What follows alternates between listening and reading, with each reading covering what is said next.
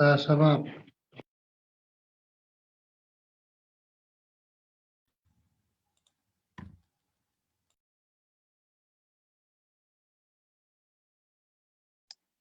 Okay, guys, can we start, please?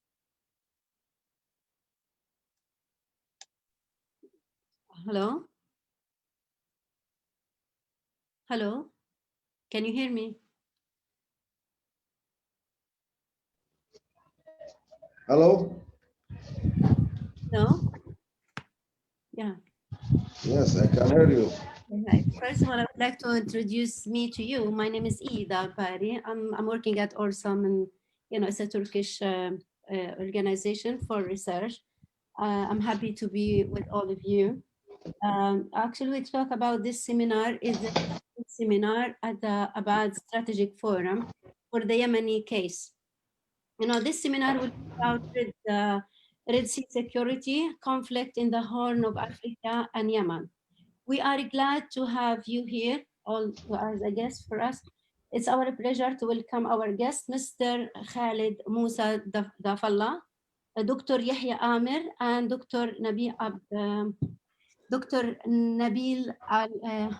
Albukairi from he's the Yemeni researcher, and Professor Stig Jarle Hansen. So let us start by our first guest, Dr. Khalid Musa Dafalla. He's a former ambassador for Sudan, and he's an expert actually in regional security and international affairs. So, Dr. Khalid. Hello.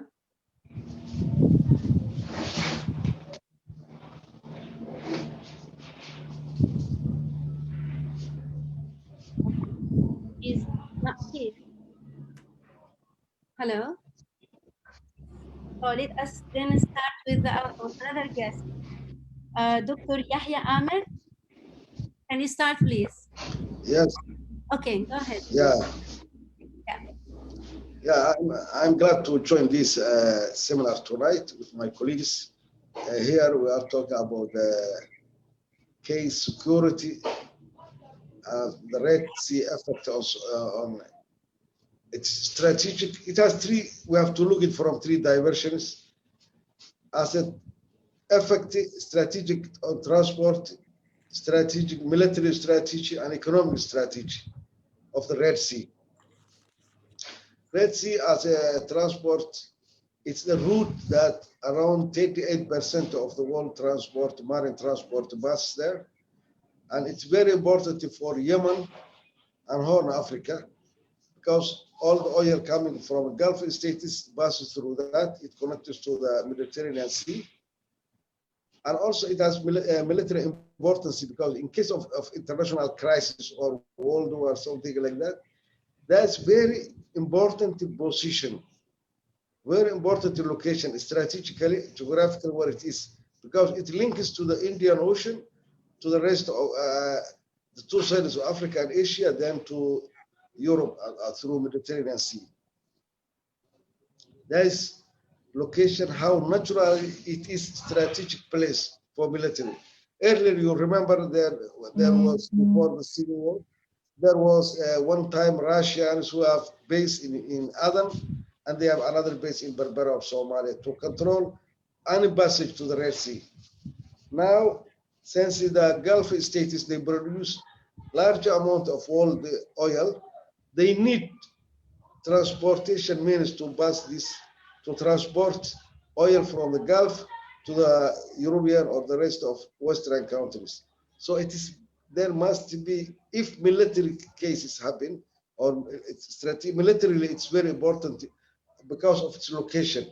Anyone who controls the Red Sea can control the passage of oil through that area. And actually, it affects Yemen because there is civil war in Yemen.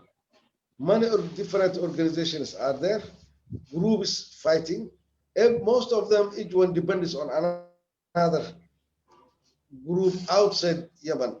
Somalia is the same. The area facing the Gulf of Aden, which is the entrance of that laboratory. which is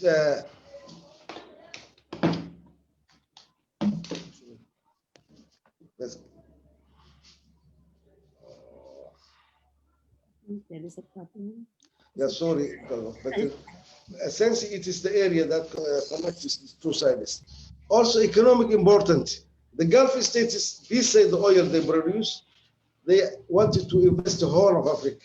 They invested Eritrea, agricultural, they invested Sudan, agriculture, they invested a hell of money to Ethiopia. They are undiscovered oil in Somalia. So the relation between Gulf states and Horn of Africa is now growing up, and there is still unexploited natural resources in that area.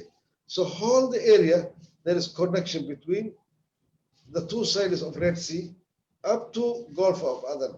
So always there is a need for security in that area. We have to, if it's not secure or it was dominated by some group, that group will dominate and control the route to Channel, Suez Channel. Thank you. Okay, thank you. Thank you so much. Now we can, is the Dr. Nabil Albukairi here with us? No? Let us have our guest, Professor Stig Jarle Hansen. Hello, everybody, and thank you for inviting me to this seminar in the excellent about. Hello, everyone. And thank you for inviting me to speak. I will speak about the security context of the Horn of Africa and the southern part of the Arab Peninsula. Why this is important today is that I see the context of those two areas as rapidly changing. And the changes will give us new opportunities. It will give us new challenges. If you look at the global level, you see several trends that will influence the region. And one of the big trends that are important at the global level is what's happening with United States at the time being. You have like two big trends, and I think those trends will continue. Interestingly enough, this is we are now dependent a little bit on expertise on American politics, both in the Horn of Africa and also in the Arab Peninsula, to understand what's going on. And the first trend is actually the American refocusing on China, where the Americans will see China as a more important rival, also because of the economic developments. And focusing away from the so-called war on terror. So we see that America is prioritizing China, but we also see that for now, China is not a strong actor in the region. China is not an actor that you can trust in order to get military support, strong military support yet. It's not yet there. We see a Chinese engagement, but we also see that it's not the same level. We see Chinese interest for business investment. We see Chinese interest in fishing outside of Somalia. We also clearly see that some of the local actors understand it. So we saw the Somaliland reapproachment with Taiwan, which is a kind of trap both for United States and China, where you can see, for example, China, if they swallow the bait, they will get more engaged in countering Somaliland. If China is too strongly engaged in countering Somaliland, then United States will re-engage again, although United States is pulling back. The second trend with United States is we see that the country has internal problems. So the question is if those internal problems is concerning the Trump presidency, or if it's bigger socioeconomically structural variables. So we see a realignment of United States, and then we see United States possibly actually becoming a weaker actor, both in the Horn of Africa and in relations to the Arab Peninsula. We actually see a retraction from United States, and this creates some vacuum. Also because China is not there to fill it, although China, it seems like United States is refocusing. So there's an interesting vacuum developing there. We also see European Union that where Great Britain has left the European Union, and the question is how close the relationship with Great Britain and United States will be in the future. My prediction is that we will also see a British retraction, especially from Yemen, where they had a somewhat strange role, allied to a party in the conflict, I would say. So in addition to that, you have the EU role. And as I talked about with some of you before, the EU role is something that we should watch. EU has been quite a passive international actor, but in one sense, it's an artificial state of affairs. If you look into the power potential of Germany and France together, it's quite heavy, but it has been restricted. So EU, to a certain extent, is a kind of joker. The question is, how long will Germany restrain itself? You have Russia, who also never really offered a strong influence in any of the countries. You see what Russia provides when it comes to foreign policies in Africa and sometimes in the Middle East. What you get very often outside of Syria is actually mercenaries. That's what you get if you go and play the Russian game. You get the Wagner Group and the likes of the Wagner Group. So Russia is still a weak actor. So you see some of these large-scale global players basically scaling down or not being that interested in taking heavy responsibility. So what do you see growing up? Maybe filling that vacuum. And that's the regional dynamics that's also shifting.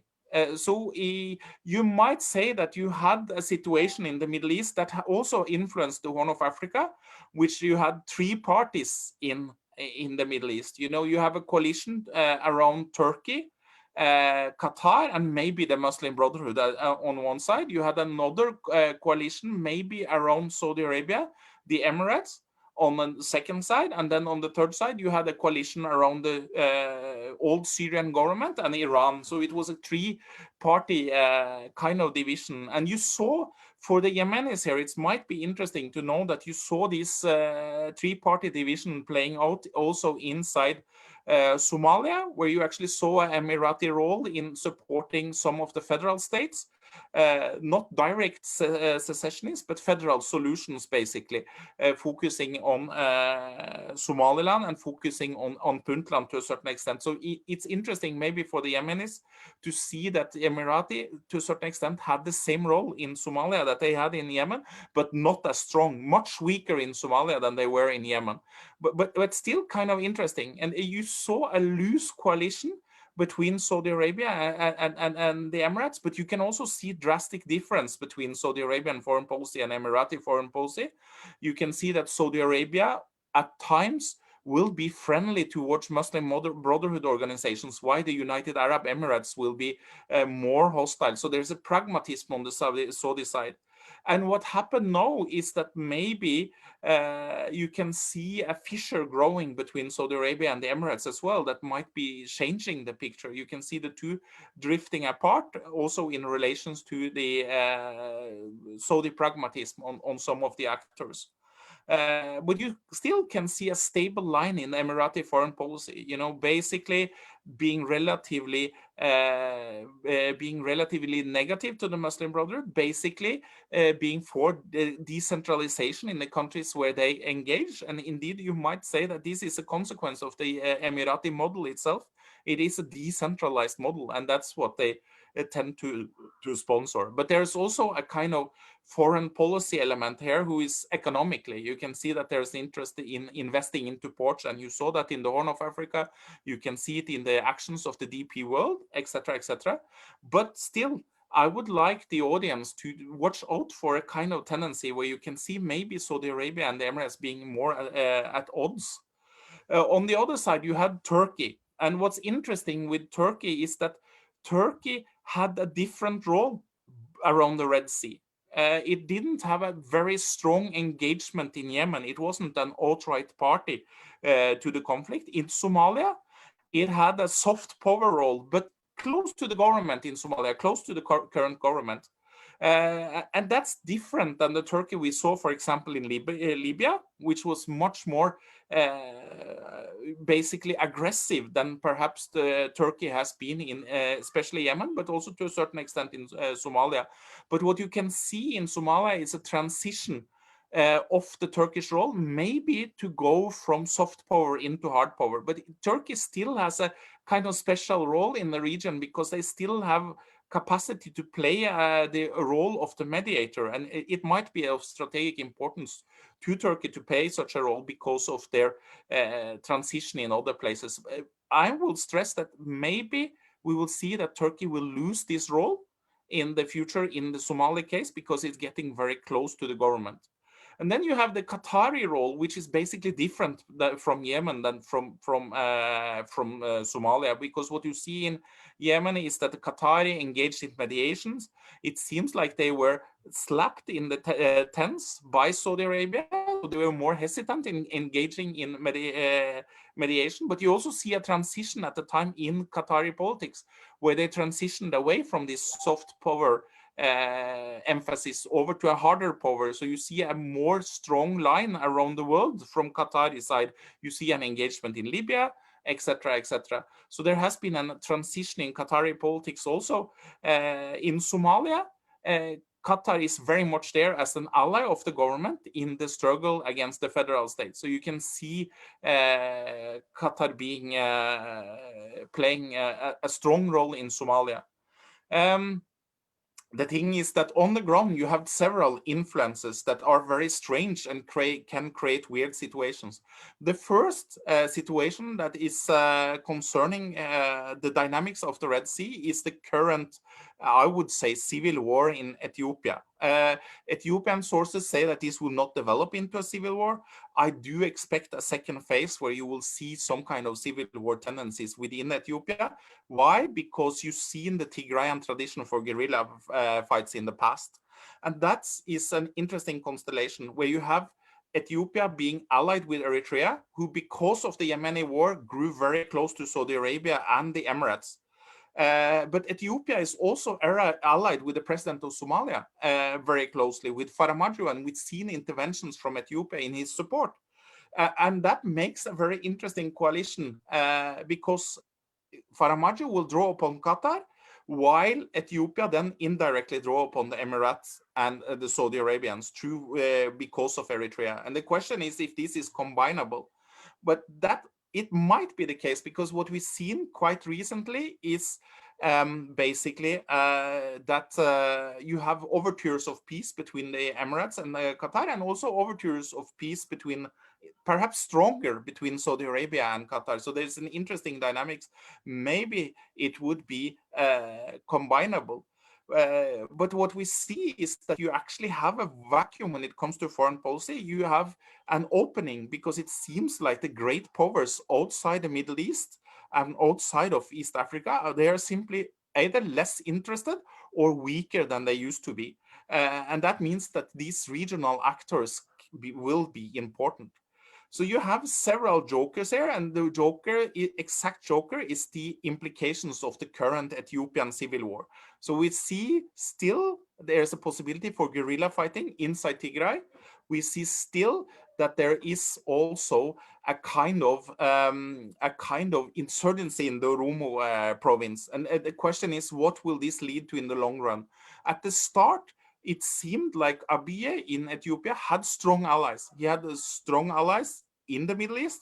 He had a relationship with Sudan that enabled Sudanese patrols of the borders, and perhaps even Sudanese attempts to stop arms trafficking into Tigray. And the Tigrayans are very much basically interested in getting arms. They have to do that in order to sustain their guerrilla effort.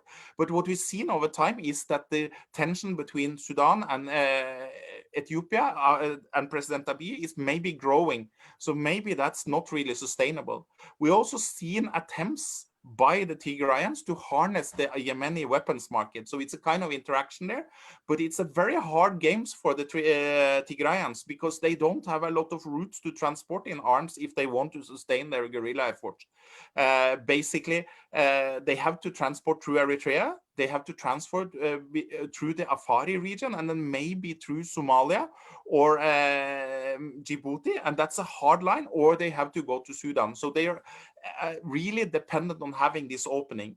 And why do I say this is a kind of joker for us? Because it might be that we can see a situation in the future, if that war is prolonged, of an Egyptian re-engagement in the Horn of Africa. And that will be kind of a game changer. They've been there before, but if the Ethiopian policies regarding the Nile waters become too strong, it might be tempting for Sisi to try to re-engage in some of the old politics that basically Egypt has basically maintained for almost 2 centuries, in fact, in relations to the Horn of Africa. That is basically supporting anti-Ethiopian forces around the Horn of Africa. So that's also an interesting momentum, and what this is going to do with challenging into the Middle East, because then you have a larger cleavage between the kind of uneasy alliance between Saudi Arabia and Egypt. I admit that this alliance have been quite tense in the past, but at least it's been there.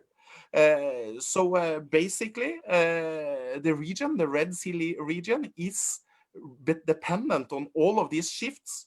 And the biggest shift will be the retraction of some of the great powers from the region, which will open up a vacuum that might be covered by some of the regional powers. And we will see the end result of that. And it's good to have a dialogue to understand the actual end results, because here you will see a vacuum that is developing from Kenya in the south to actually the Gulf in the north. And so it's a big vacuum that a lot of actors can play, but it's a vacuum. And I don't, so people that see, for example, China filling up that, I don't see that as potential, because I don't see Chinese interest in playing the military game. In fact, when it comes to military support, they seem to be quite restrictive. So it's going to be interesting if actually some of these shoes can be filled up with other powers, if you can see a growth of Saudi interest in governing their regions, or if you can see Turkey filling up that vacuum. And it might be that Turkey has such potential, but it gives some extra possibilities for local actors to influence the situation, which is actually good.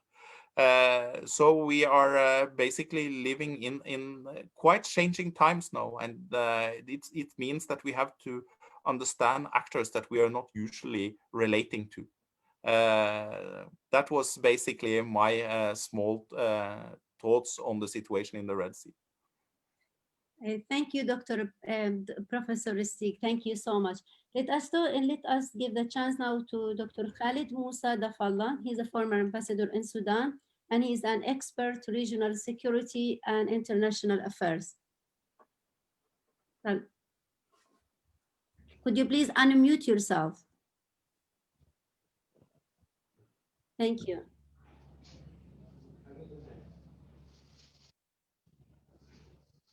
We cannot hear you. You mute yourself. Thank you very much. Do you hear me right now?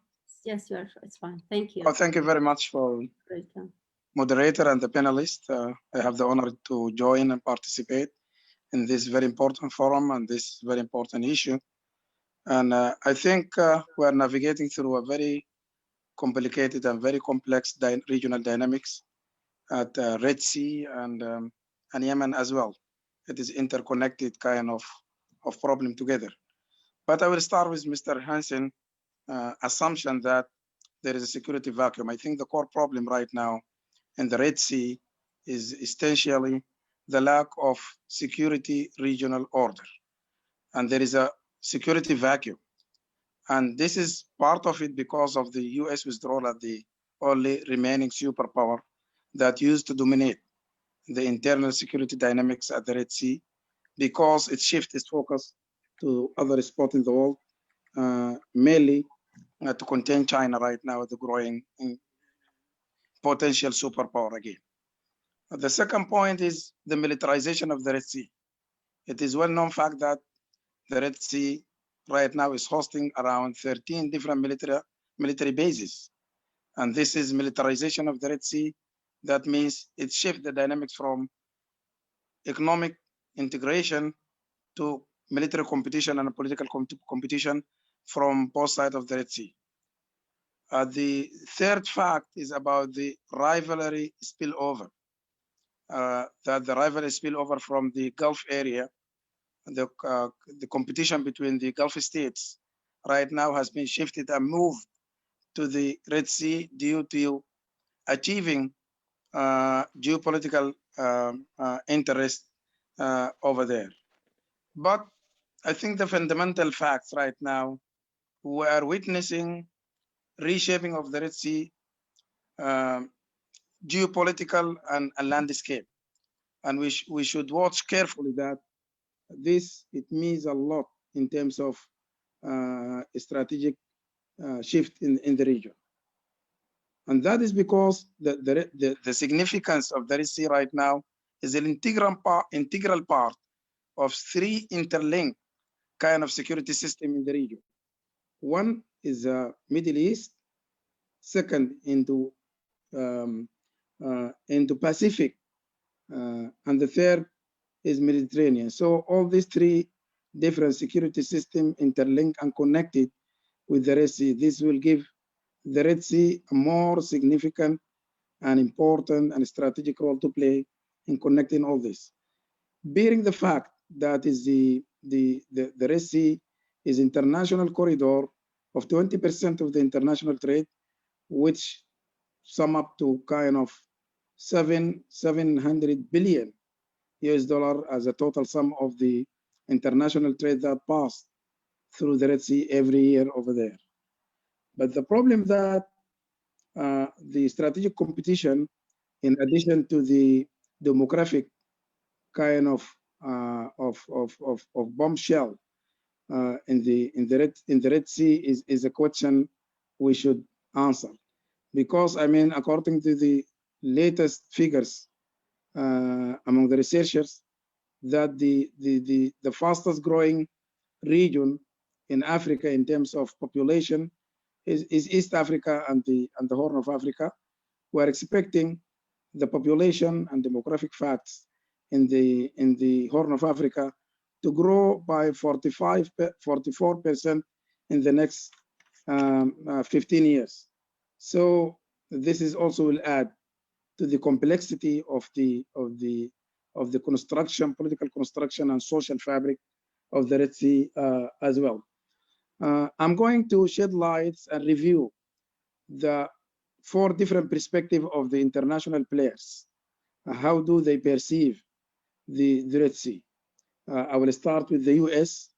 According to the latest publication coming from USIP and recommendation given to the US government, I think the new strategy of US government that most probably that the next President Biden might take it up and implement it as part of their African policy is number 1 is to stop and constrain the rivalry spillover that the Middle East problems cannot overshadow, cannot negatively affect the stability and the political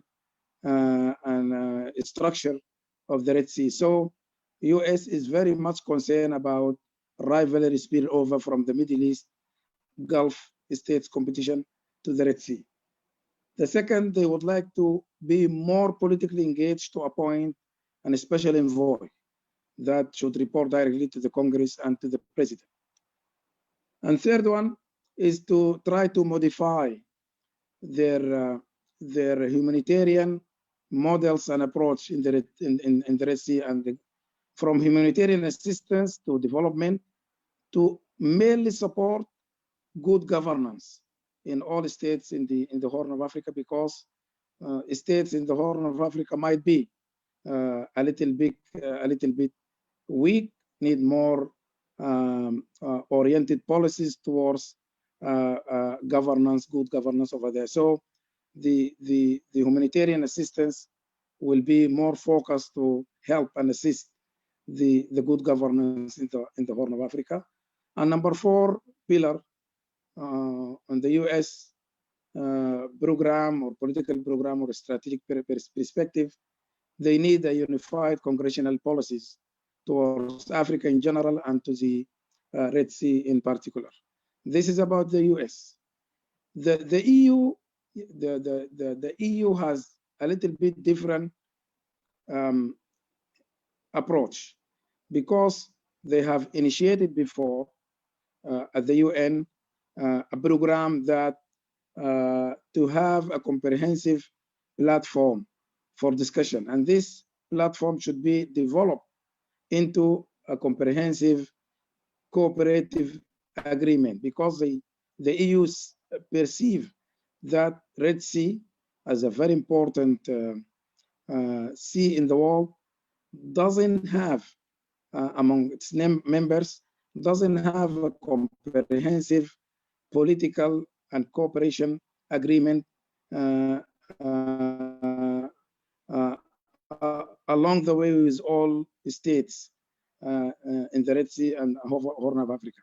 So the EU right now is proposing all these states in the Red Sea and the two sides, from Bab al-Mandab and to the Red Sea as well, is to sign a comprehensive cooperative agreement that to enhance the cooperation in terms of political security and economically as well. China also, I do agree, I concur with Dr. Hansen before that China might not have an appetite for any military intervention, but at the same time, their strategic trade extension through the Silk Road also is very important to them. So they need stability, they need to develop economic growth, they need their approach to create a link and connect different continents through the Silk Road. They need also the Horn of Africa, Red Sea, as very important international corridor for international trade to be stable and to enhance their interest for international trade as well. But when we come to the Gulf states, and particularly the leadership of Saudi Arabia, it is well-known fact that in January last year, 2020, Riyadh hosted a very important meeting trying to forge an alliance between the states that are sharing the coast of the Red Sea together to enhance cooperation. And there were 8 states that signed this kind of a document. Saudi Arabia, the host country, Sudan, Djibouti, Somalia, Eritrea, Egypt, Yemen, and Jordan. So this is Saudi Arabia would like to have its own alliance together to enhance cooperation in the Red Sea. But what's about Africa? The African representative that they met a lot of time, but they are more concerned about the regional economic integration. They are not interested in political, they are not interested in militarization of the Red Sea. They are not interested in terms of rivalry spillover. They are not interested to enhance and the interest of international players, but the Africanness and the Africanism perspective is to enhance regional economic integration together. So we have like 5 different perspectives about how these international players and regional players perceive the Red Sea. Unfortunately, there is no a comprehensive, unified kind of vision about the Red Sea as political entity together, economic entity, and a security question as well. So without having a comprehensive approach among the international players, regional players, we wouldn't have any kind of stability in the Horn of Africa. Unfortunately, I do agree with the previous panelists when they shed lights on the role of the Gulf states in the Horn of Africa, that because they have been driven by their own interest about the state's survival and about their investment and to enhance their interest in the geopolitical aspect of this conflict. Unfortunately, they are not a neutral force. They ignite kind of negative competition in the Horn of Africa, in the Red Sea, because they add more dimension to the militarization of the Red Sea. If you have 13 different military bases that belong to some of the international players, but the regional players at the Gulf states also They also having some of this in some area around Eritrea and some military bases over there. More than that, they have military camps for training their private forces and their special forces over there. They have drone military bases over there. So they enhance, they assist fueling the militarization, military competition over there. And this is because of the Yemeni War, as it is well known. Also, there is intelligence sharing over there, and they are buying political influence over there.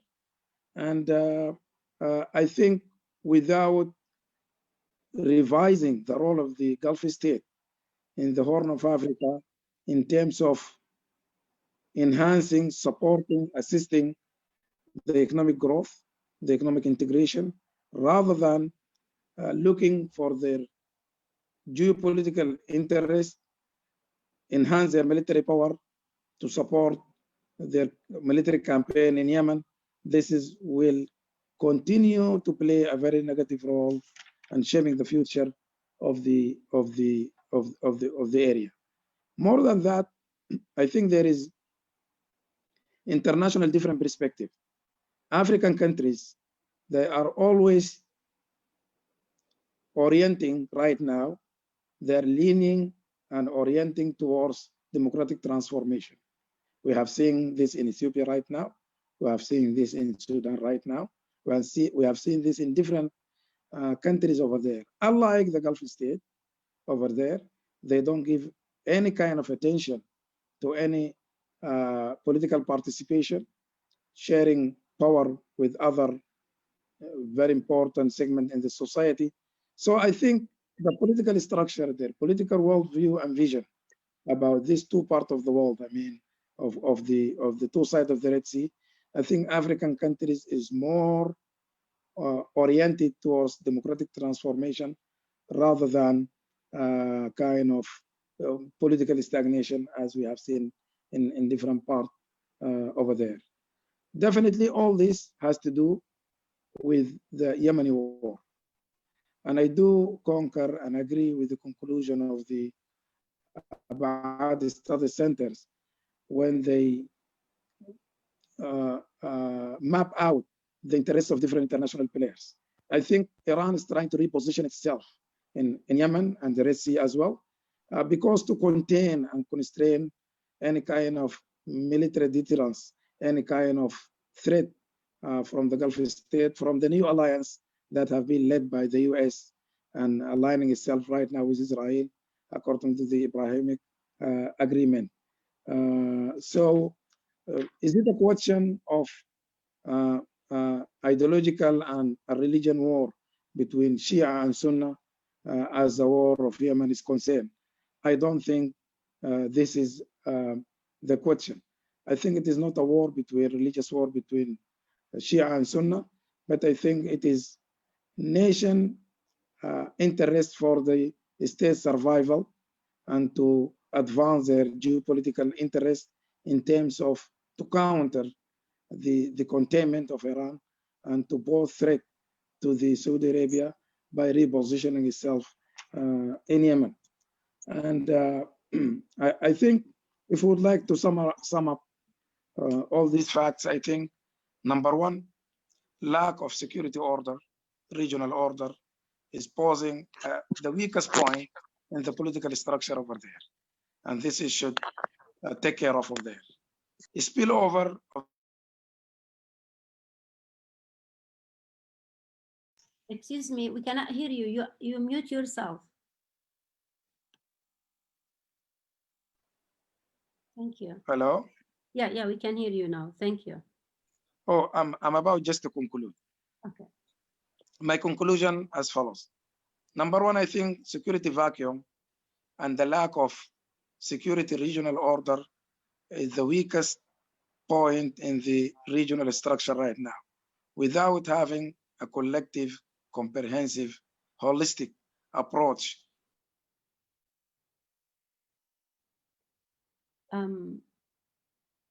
I think you have a problem in the internet. We cannot hear you. Hello?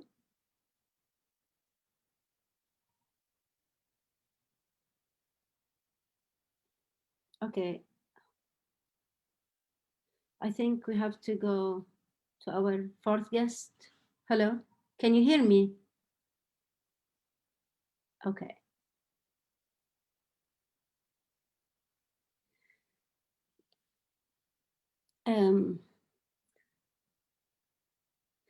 So let us actually, we are so sorry, we have to go to our fourth guest, Mr. Nabil Albukairi. Hello, could you please unmute yourself, Mr. Nabil? Hello? Hello? Yeah, Mr. Nabil, can you, yeah, you hear me? Okay, I hear you. Yeah, there is a problem with the Dr. Khalid Musa Dafalla, so please, could you speak now? Okay, thank you for you and thank you for Abad Study Center for this invitation to be with you. First of all, I think that there is some or several points we should talk about. In the first, this balance, the importance of the, let's say, and stability and security and stability of these states in the both sides of the, let's say, Yemen and Ethiopia and Djibouti and Somalia, Sudan, Saudi Arabia.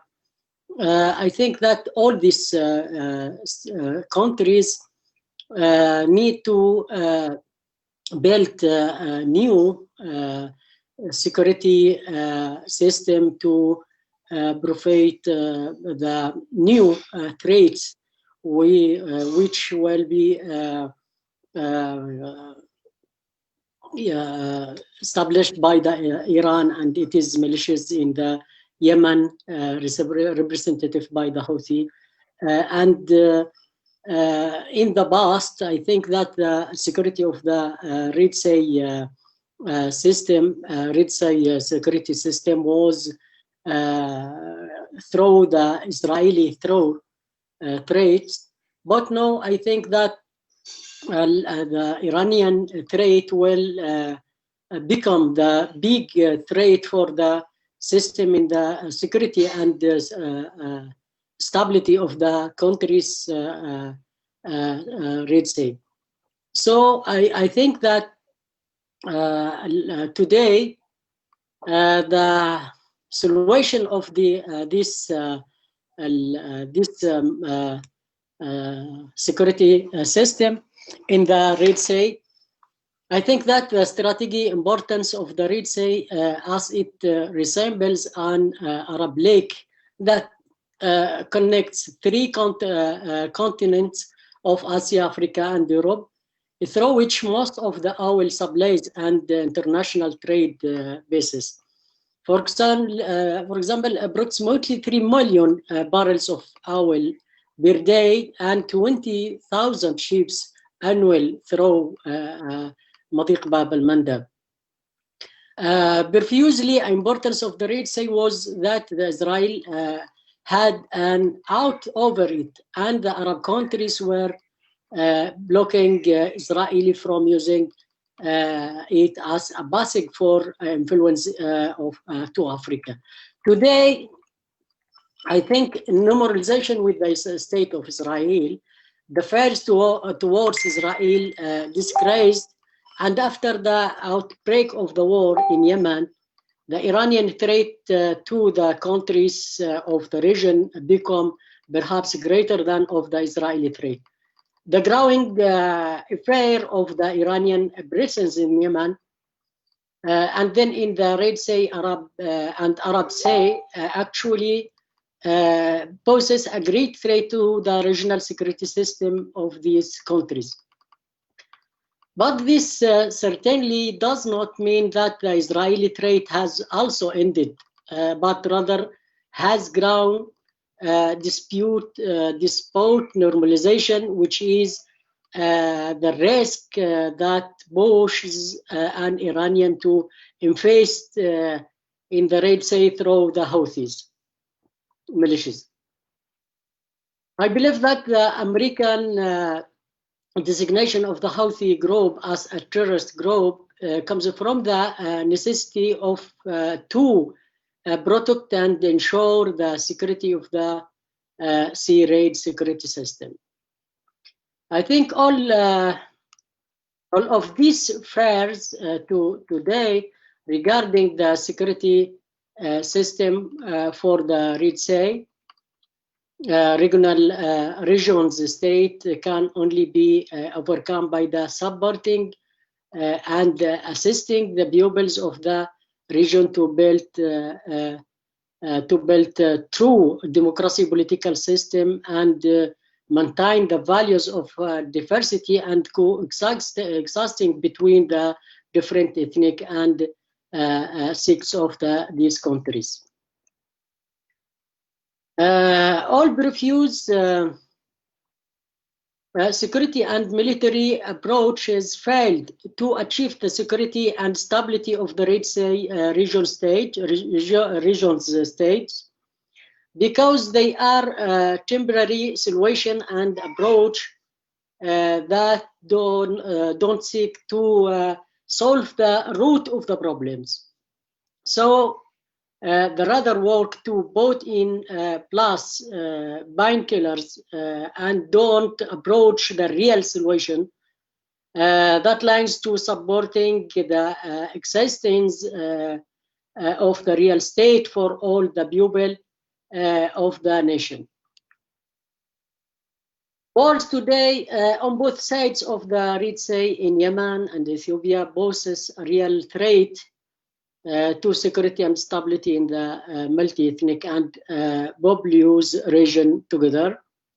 This requires urgent international intervention to help these countries build their democratic political system and help them to build constitutional institutions and security system that helps people restore their confidence in their ruling system, which come through a truly democratic political system.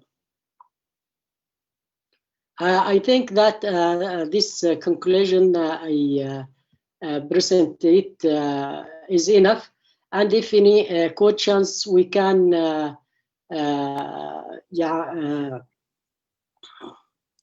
hello? Yeah, it's fine. Did you finish? Okay, this is the main points I have, but if any questions we can answer after. Yeah, of course. Now we will leave the chance for our audience. If anyone has a question, please, could you please raise your hand in the system so we can let you ask the question. And please, when you ask the question, say to whom you want to ask, for Mr. Nabil or Dr. Stig or Dr. Yahya or even Dr. Khalid. Please. Hello. I don't see any hands raising actually. We cannot raise hands. We don't have hands. I don't. Yeah, can I see? But anyway, I have a question to someone. Philip. He asked a question for Professor Stig. He said, "How do you think how do you think will affect the designation of Ansarullah as a terrorist organization by the Trump administration?" Actually, that's what I read. I don't know if if he's here, he can ask his question by himself. It's better. It will be more clear. Please, Philip. Okay, I don't know where is Philip, but if you understand the question, please answer. Yeah, I think it's an important step, and it's not necessarily a positive step towards ending the conflict in Yemen.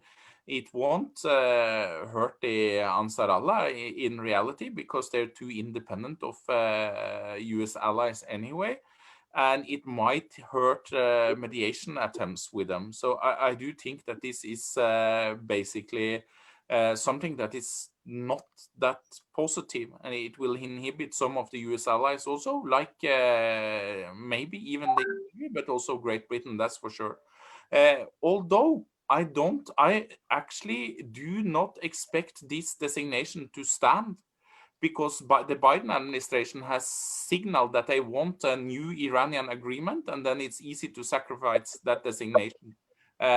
So it might be that we will see the Biden administration revoking it. These things take time, so still we will see at least a couple of months where they have this designation. I think. If you want me, Ida, I can take the second question that also was given to me during the conversation. You know, the links between the Yemeni war and the Ethiopian war. Yes, please. And I think those links are a little bit underestimated. I think the reason that Eritrea is so close to, or relatively close to Saudi Arabia and even the Emirates today, is because of their role in the Yemeni war. So what happened was that Eritrea was actually a kind of ally to Iran, but they switched sides quite drastically. And what we saw that was that the coalition of the Emirates and Saudi Arabia got to use Yemeni base and also Yemeni manpower within Yemen. And that actually sucked Saudi Arabia and the Emirates into the Tigrayan conflict today. So we heard about assistance when it comes to the use of drones, especially by the Emirates in the Tigrayan conflict inside Ethiopia. So in one sense, it sucked them into the horn by having this Eritrean role in the Yemeni conflict. We also have a common arms market. So we've seen in the past that Somalia and Yemen has tied together their arms market. So, and also I have strong indications from my sources within Yemen that you see efforts of the Tigrayans to purchase arms inside Yemen. So the Yemeni arms market, Yemen might be used as a hub for resupplying arms into the Horn of Africa, into the Tigrayan conflict, if possible. But they face the constraints that we talked about. You know, they don't have that many supply lines that are secure. If you want to have these arms going to Tigray, it has to go to Sudan or it has to go to Eritrea. That might not be impossible because Eritrean governance sometimes are weak, or it might go to Ethiopia themselves and then through Somalia. So there's limitations there. But I've seen active attempts from the Tigrayan side to purchase arms within Yemen. So there is a historical context and there's a possibility for interaction. And there's also a possibility for interaction from Somalia to Yemen, because we've seen in the past that even Somalia act as a resupplier in the Yemeni arms market. So the traffic of arms is sometimes going across the Gulf of Aden. So there's a feedback mechanism, and the main feedback mechanism is probably the Yemeni war got Saudi Arabia and the Emirates more engaged in the Horn of Africa than possibly they would have been without it.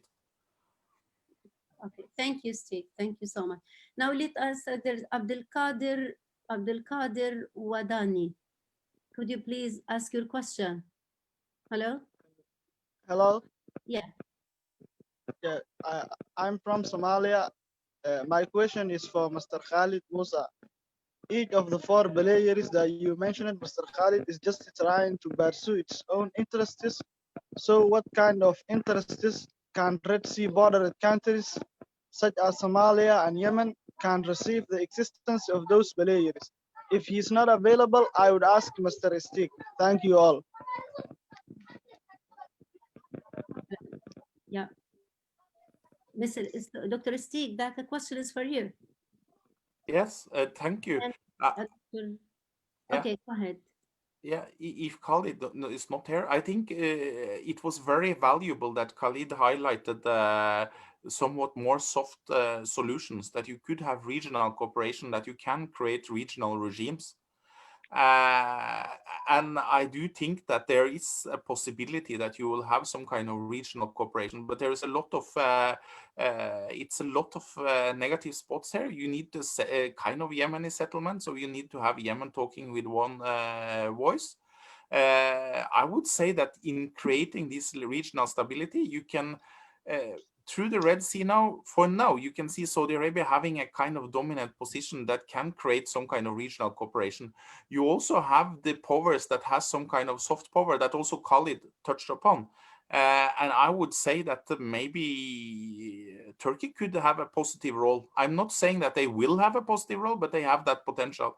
And the EU, as Khalid said, could have that potential role in facilitating regional cooperation. Although regional cooperation, and if you have outsiders intervening, you have to see national interest in it as well. So you have to enter into those cooperation agreements without being too naive, but with good faith, because it's needed. It's needed some kind of regional cooperation agreement. I'm a little bit, it would have been great to have Khalid's comment upon this, but I'm a little bit more hesitant to see Chinese kind of playing a role in this, because of several reasons, but one of the reasons is the US redesignation of China as the main competitor. So if you have a stronger role, you might have a negative role of China. So maybe EU is a more natural partner in relations to this. But then EU has its own legacy. It's an inexperienced foreign policy player.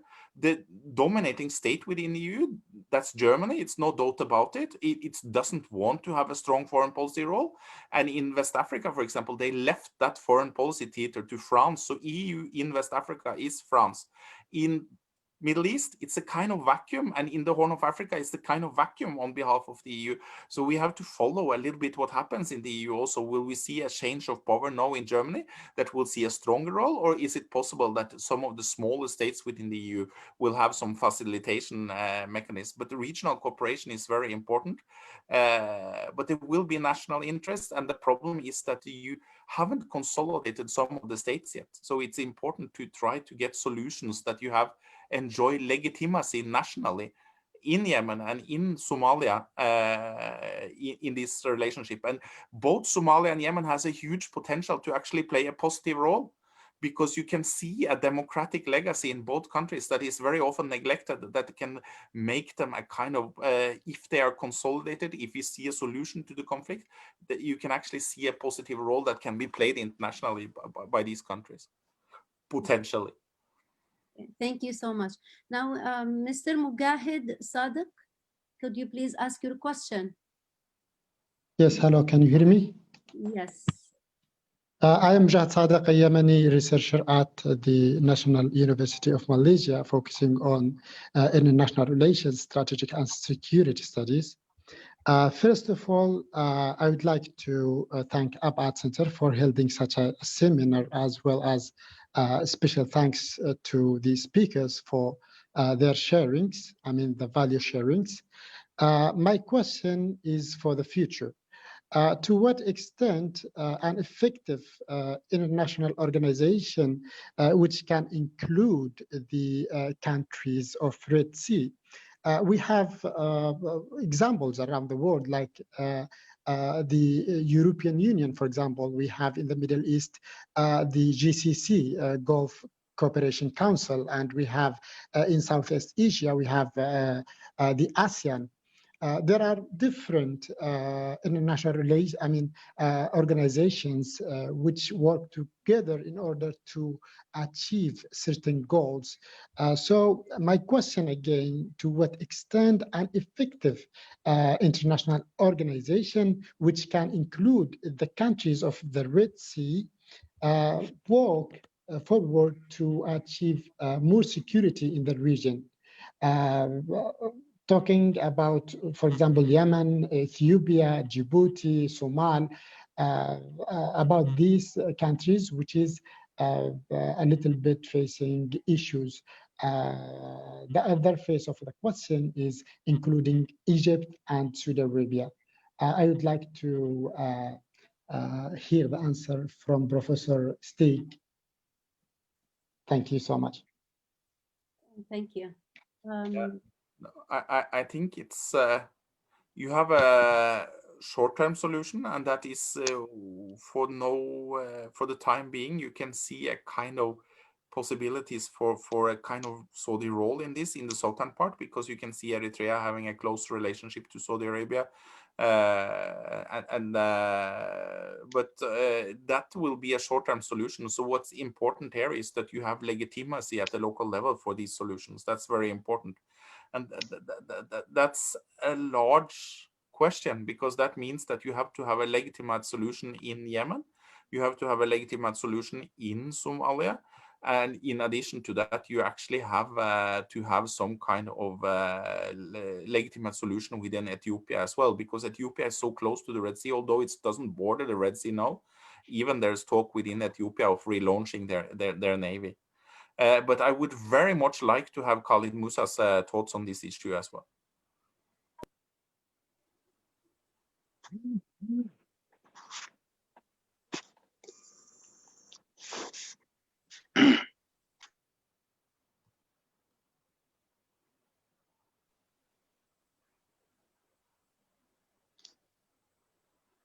Hello.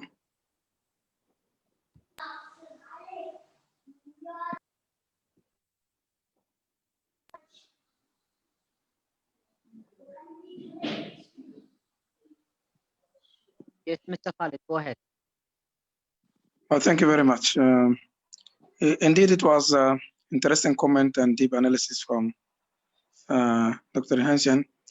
But I would like also to as from the speaker, or the question came from Malaysia and also from my brother in Somalia. Before, I would like to share 2 points very quickly. Number one, I think the regional cooperation and regional integration is very important while we are tackling the problem of the Horn of Africa, due to common culture, common political system, common destiny, and also the common interest together.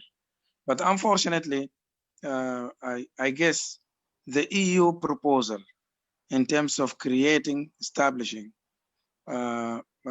sub-regional cooperation entity, an agreement around the Red Sea, is the most plausible and viable means for cooperation.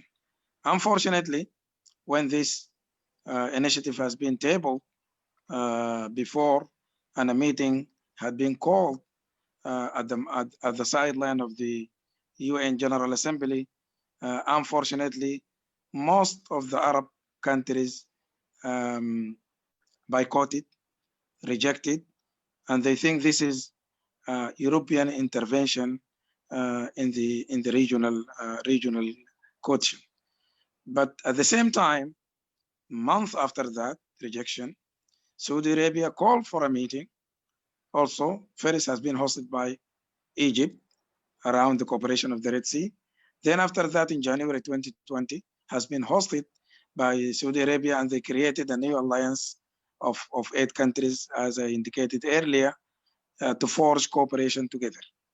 Having this competitive kind of approach to enhance cooperation is not helpful at all. But I think EU, regardless of its colonial history, is still the viable partner, because they don't have any package right now or intervention in the Red Sea, because they're trying to help the countries to establish their own cooperative entity based on a legal document that binding to all people or to all states together. But the rivalry spillover is still a problem. Second, I think we have not neglected, in terms of internal dynamics, the Renaissance Dam. Renaissance Dam between Sudan, the dispute going on between Sudan, Egypt, and Ethiopia right now. And this could negatively affect the partial stability in the region, because the stability of Horn of Africa based mainly and essentially on these 3 regional players: Sudan, Ethiopia, and Egypt. Egypt is not part of the Horn of Africa, but definitely their vital interest, depending on the Nile water, is very important.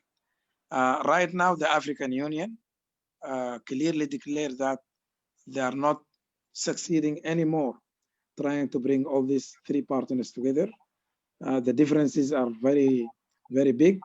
Sudan 2 days ago also announced clearly that all options are in the table, and Sudan is not joining the fourth option that have been posed by Ethiopia to do so. I think the Renaissance Dam is a problem if it is not sufficiently and adequately has been addressed in international fora and involvement of international players that can settle this problem. I think the stability of the Horn of Africa might be jeopardized, definitely. The second point also is a current dispute, the border dispute between Sudan and Ethiopia. I mean, right now there are clashes between Sudan and Ethiopia, and it is not expected to be forged in a total war, but it has been connected to the Tigray war. Sudan can make or break, can decide the win and the loser of the Tigray war because the shared border of the Tigray over there. If Sudan opened doors for equipment, definitely the war will continue longer than we expected. If Sudan cooperating with Ethiopia will do that. But if there is a problem, and a huge problem in terms of territorial dispute between Sudan and Ethiopia, this also might ignite and inflame more and more the Tigray problem, and that might involve also Eritrea, and it might also affect the whole region. So I think, once again, I think without agreeing all together to establish a new regional security order in the Red Sea, I think the security vacuum and the rivalry spillover and the international players' competition will jeopardize the stability of the region, and also this at the expense of the future of the region. Finally, I think I will talk a little bit about Yemen again. Just to conclude on Yemen, I think the geostrategic competition around the Gulf states and Iran, once again, is a problem. The next American president, Joe Biden, can play a very vital role to solve out the Yemeni problem. I think if he succeeds to engage, the Iran again on the line of the nuclear deal, then less tension will be focused on Yemen. And finally, Yemen problem cannot solve militarily, but it should be solved through peaceful settlement through political negotiation. Thank you.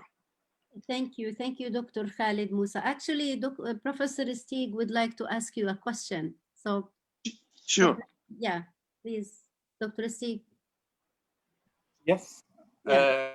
We know expert on Sudanese politics here, and it would be interesting to have your opinion.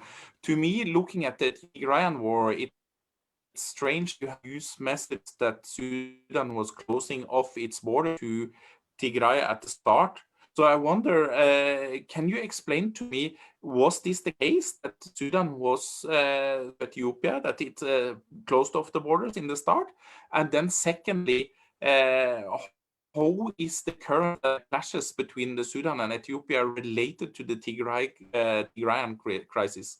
Would you say it's a kind of sensitivity to that Addis Ababa has towards Khartoum because of expectations for a blockade? Why did it occur now? Why did it start after the Tigrayan crisis?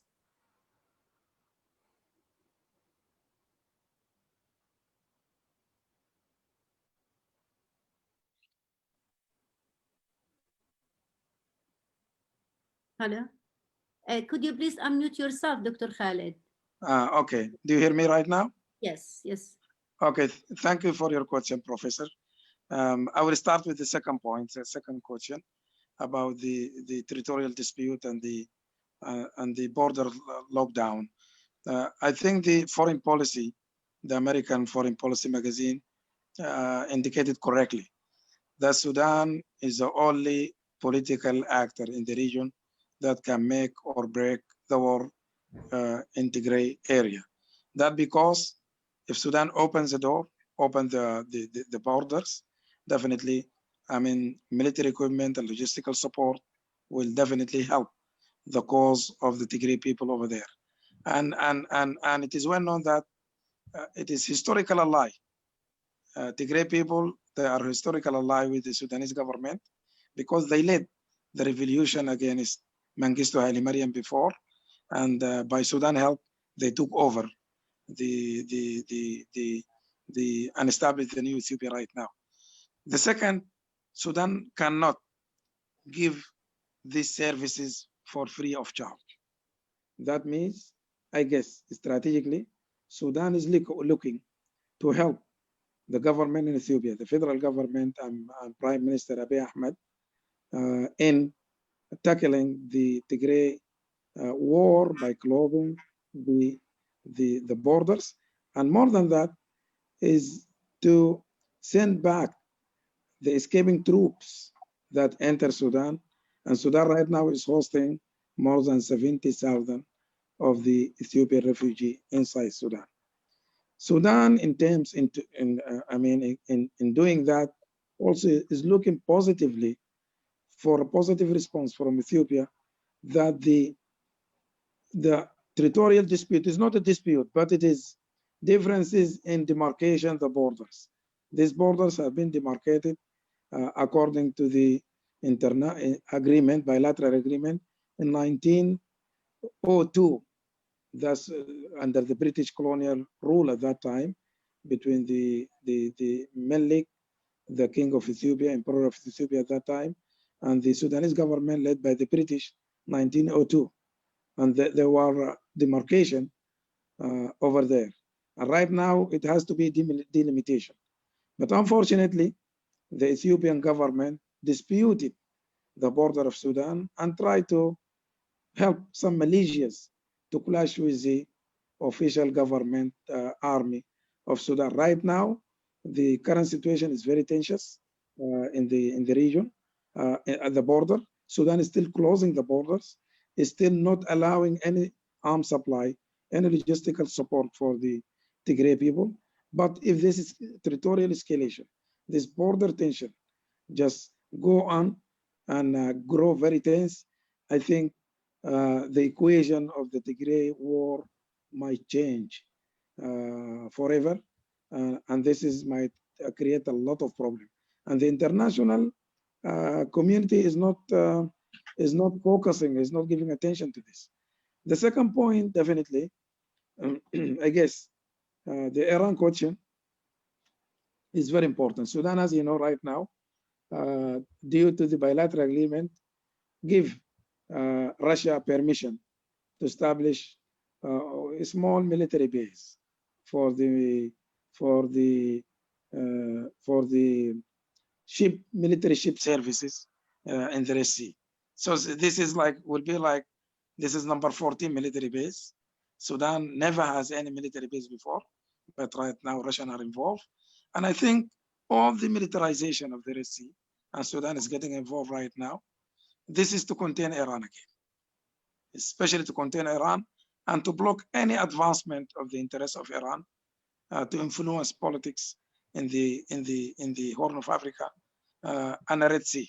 And Sudan, more again, Sudan right now is joining Abrahamic agreement, and it meant to be containing Iran.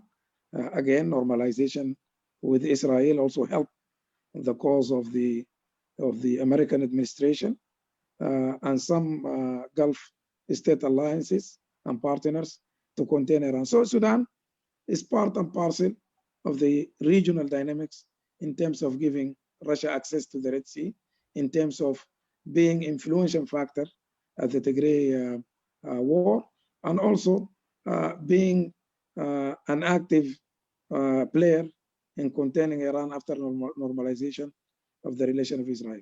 Thank you very much.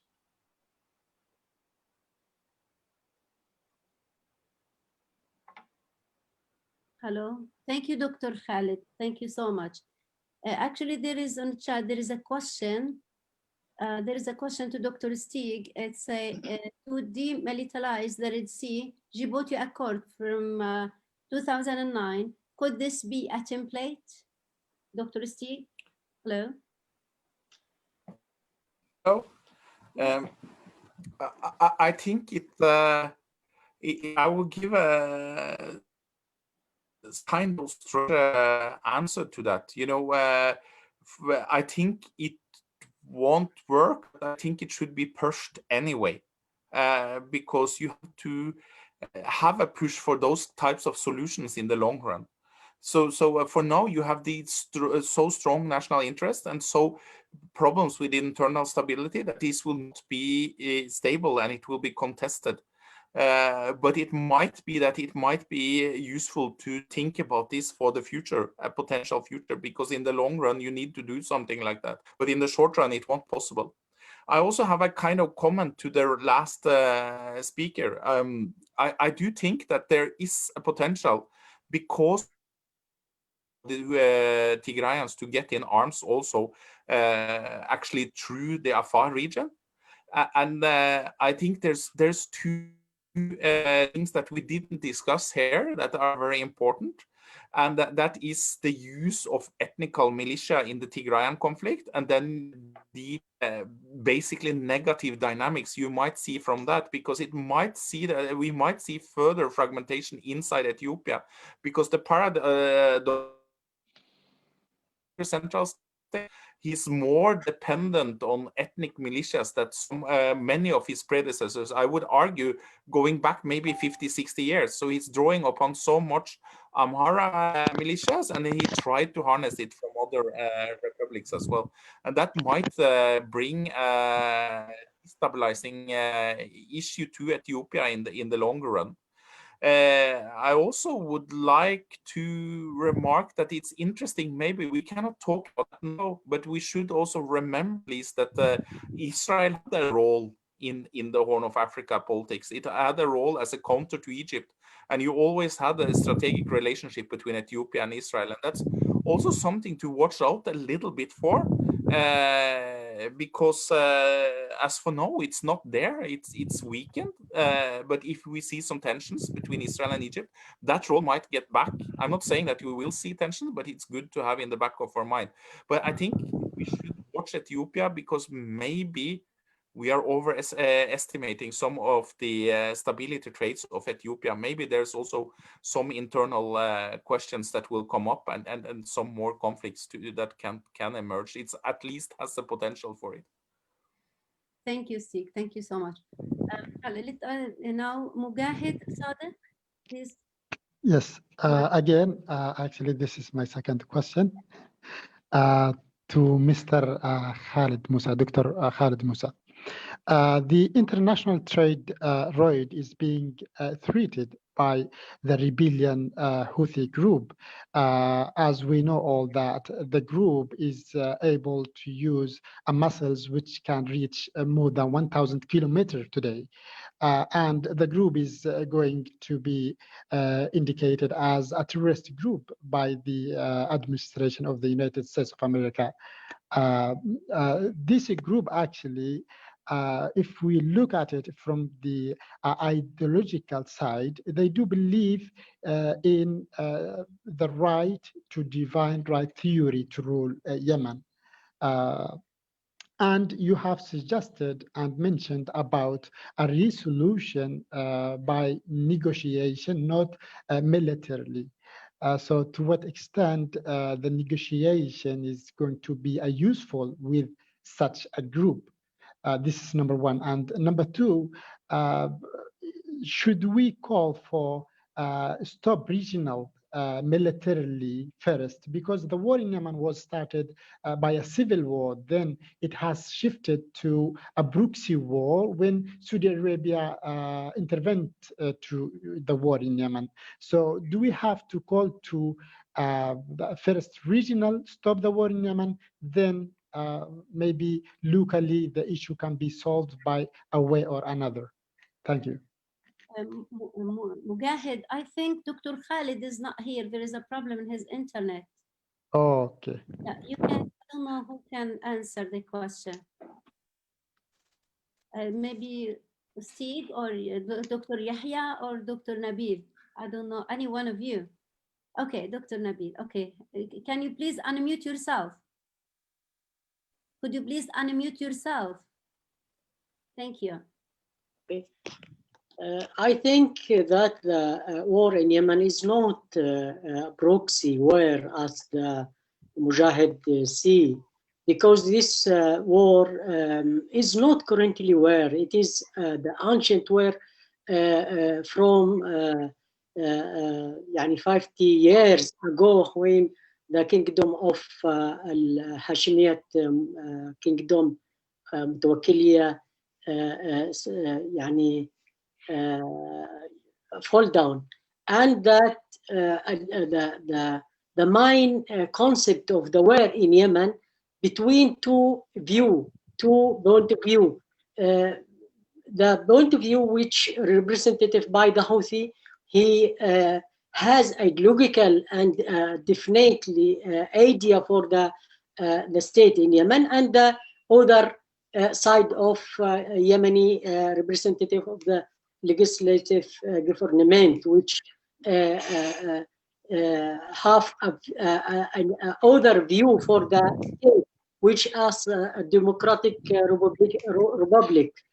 So we have Saudi and Iran. I think that invest in this internal conflict between Houthi and the Yemeni government to invest the conflict and war, and to achieve representative and in Yemen to and control the Yemen. So I think that the war in Yemen is not quintily proxy war. Thank you, Mr. Nabil. Actually, Dr. Khalid Musa came back. Mujahid, if you want, I don't know if you still want to hear his answer. Yes, thank you, Mr. Nabil. And I would like also to forward my question to Dr. Khalid. Is he with us now? Yes, I'm following. Okay. Dr. Khalid, you have mentioned that the resolution in Yemen should be by a negotiation, while we have a group in Yemen called Houthi group, which believe in divine right theory to rule the state, to rule Yemen. This group now are able to use a muscles which can reach to more than 1,000 kilometers, and it is threatening all the region. It is threatening the international trade road. So how or to what extent can negotiation be solved with this group?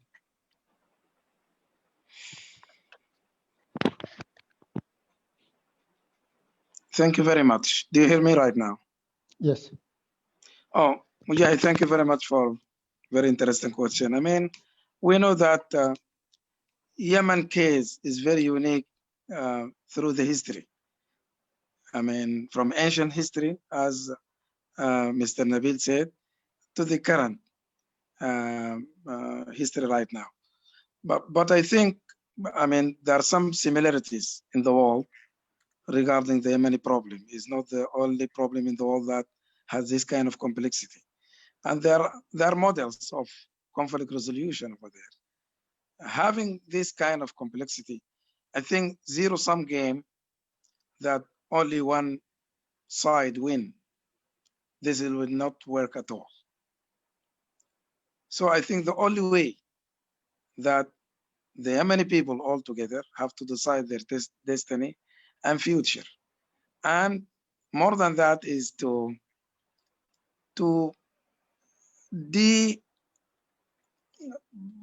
deassemble all the negative factors that contributed negatively to deepen the crisis in Yemen. But to say it straightforward, I think the The legitimacy, the political legitimacy, definitely is on one side. But the physical control of area also is shared by a lot of local players and regional players, definitely. But I think some kind of concession between legitimacy and power sharing that enhance the interest of Yemen together through a transitional period. Then after that, a free election. Might help. But military is not an option. Zero-sum game, just only one side wins. Everything is not workable. And but Yemen need more confidence building. I think the hatred, the differences, it go deeply in the ethnic fabric and tribal fabric in the country. I think a remedy of the ethnic fabric, confidence building, looking for a model for legitimacy and power sharing, win-win situation through political negotiation. This is the only way. Any other option will prolong the war and devastate the country and deepen the suffering of the people. Thank you. Thank you so much. Now, Khaldoon Bakali, can you please? Thank you, Ida, and thank you for the panelists for such an amazing and strategic discussion. My question is for Professor Hansen. It's regarding the dilemma of delineating the maritime borders between Yemen and some countries of the Horn of Africa, especially the issue of the continental shelf. It's an issue which is absent today, but I do anticipate that it might be a point for future conflicts in the region if not tackled and discussed openly and wisely between the different stakeholders in the region. And what are your recommendations for this dilemma and this challenging situation? Many of you know that, as an example, Somal claims that Socotra Island belongs to Somal, and all these issues will bring an economic crisis more than a security and a political crisis. How would the different countries in the Horn of Africa start tackling the issue? What are your recommendations? Thank you. Yeah. No, the problem here is that you have all these other conflicts running parallel. I fully agree with you. It has a conflict potential. It's another fact from political science when it comes to maritime history is that there has been a lot of border disputes maritimely, and usually they're solved peaceful, but we shouldn't take that for granted. And another issue here is also the Yemeni emphasis on traditional fishing rights, that they should be allowed to go inside the 200 nautical mile zones, for example, in Eritrea, because there's traditions for that. And it is still contested by Eritrea, but it hasn't come to blows because of the current state of affairs inside Yemen. And when you see a consolidation of Yemen and Somalia, you will see basically these problems growing, and you can see maybe Omani problem even there in relations between Yemen and Oman as well, if this is pushed. I think you need international mediations. I would suggest, although it's not working fully yet, I would suggest that this is actually put in front of the International Court of Justice, like basically it seems to be the case now with the Somali Kenyan case. It's possibly we need to solve it bilaterally. And I also would like to give one comment when we talked about the need of consensus in Yemen for the solution.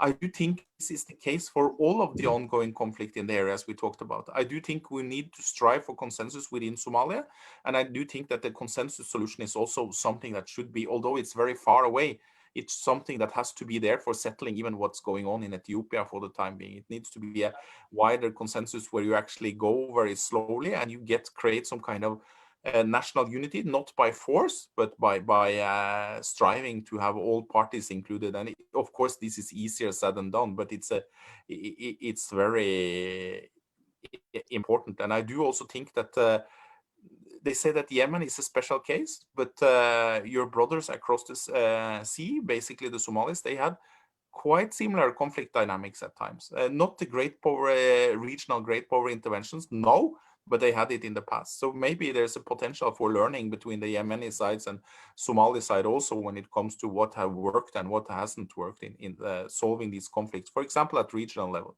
Yeah. Okay, thank you, Steve. Thank you so much. Now, I think the last question from Abdul Wahid. Hello, Abdul Wahid, are you here? Do you hear me? Yes, I can hear you. Yes. Please ask your question, please. Yes, my question is about the FSO Safar, which is the floating and offloading vessel in the Red Sea near Hodeidah coastal. I need to ask Mr. Yahya if there is any cumulative efforts or any plans to prevent this catastrophe to be happening. You know, I think you heard about the FSO Safar and the potential catastrophic impact and effect on environment and on the international trading movement and route in the Red Sea and on the economy in general of the Red Sea countries. So I'm just asking if there is any movements by the Red Sea countries to prevent this catastrophe, because currently the only efforts happen are by the UN, which are not which are not really effective and going to on the road to the solution. Thank you.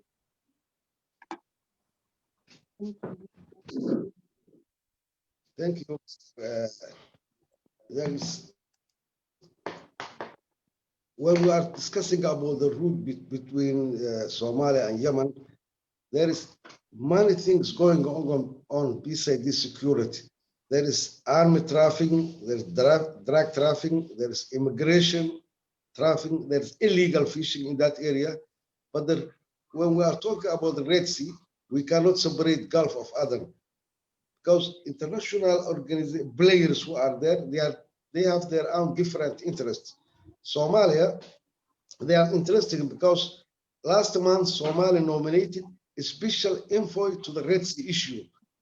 That shows how Somalia is interested in the Red Sea issue because it influences our country. Not only locally, the problem is not only locally, but international governments. If you look, a month ago, there was conflict between Saudi Arabia and Qatar. Now there is good relation. They are trying to have good relation after the change of presidential election in America. That by influence how Saudi and Qatar become friends or trying to agree some issue after the election of America. And those international players, they are playing their role. Here in between Somalia and Yemen, there is no any conflict between the two sides because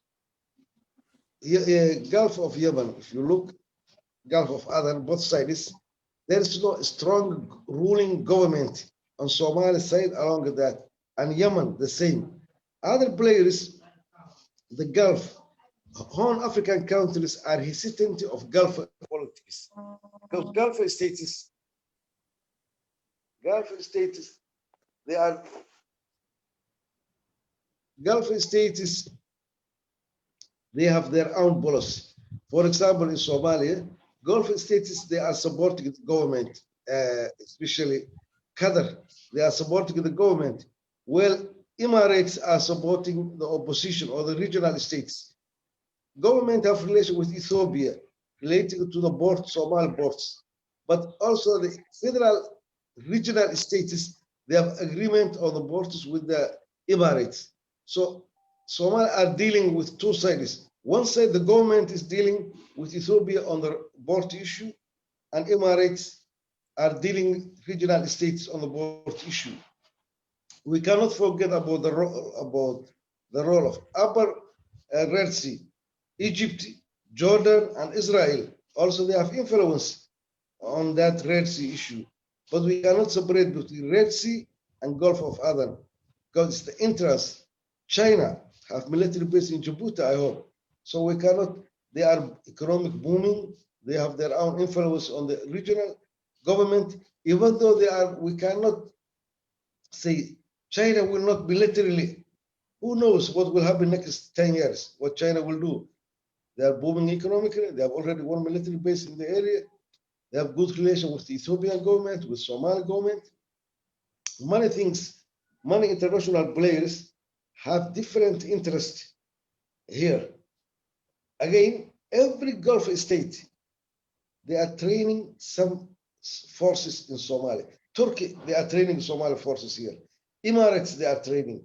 Some Somali forces are training in Eritrea.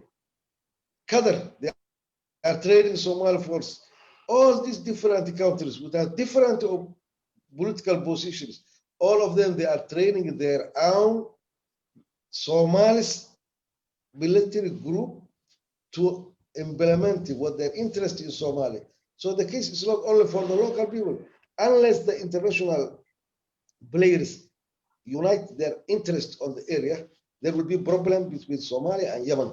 But there's no direct problem now between Somali nation, Somali people and Yemen people. They were always friends in long history, long history.